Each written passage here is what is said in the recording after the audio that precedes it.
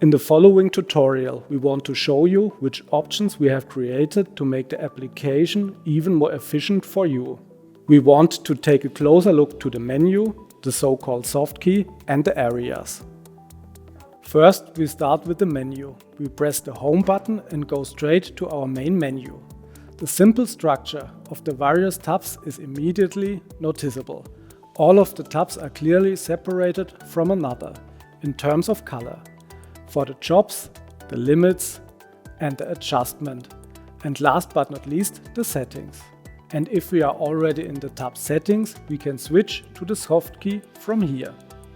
With the help of the Softkey, which is located to the right of the navigation keys, you can assign various functions to this special button. The Softkey helps you to start common functions directly from the measurement without calling up menus. We have two options here.